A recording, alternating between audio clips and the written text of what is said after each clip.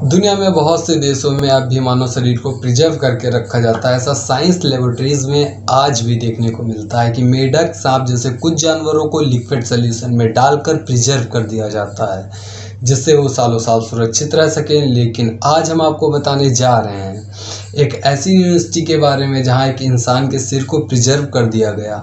मेरा नाम है अर्पित शुक्ला और आप हो फैक्टोलॉजी पर। अब कहानी को शुरू से शुरू करते हैं।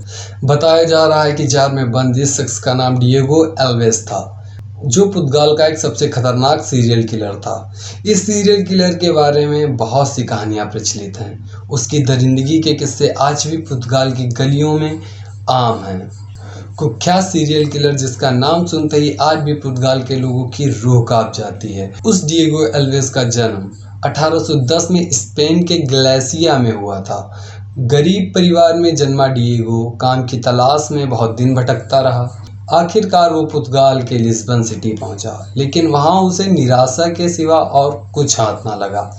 ऐसे में उसने जुर्म की राह अपना ली और वो पुर्तगाल का सबसे खूंखार सीरियल किलर बन गया, जो उन किसानों को लूटता था जो अपने अनाज और सब्जियां बेचकर शहर से वापस अपने घर लौटा करते थे।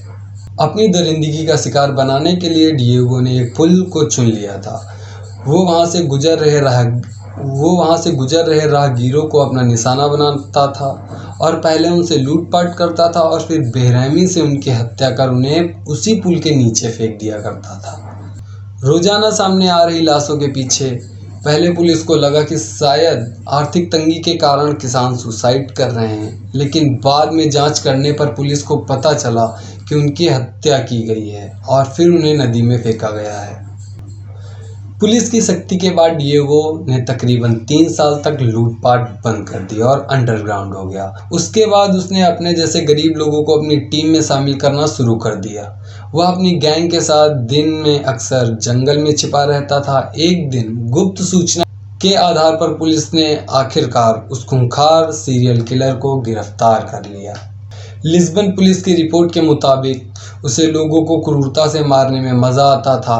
वो तब तक शरीर को नोचता रहता था जब तक वो अपने प्राण ना त्याग दे, जिसके चलते 1941 में उसे 70 से अधिक व्यक्तियों की क्रूर हत्या के आरोप में फांसी की सज़ा सुनाई गई।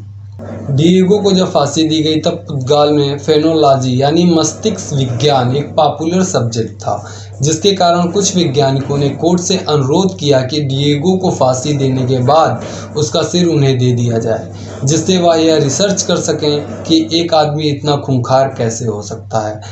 वैज्ञानिक यह पता लगाना चाहते थे कि डिएगो में इतनी क्रूरता कहां से आई।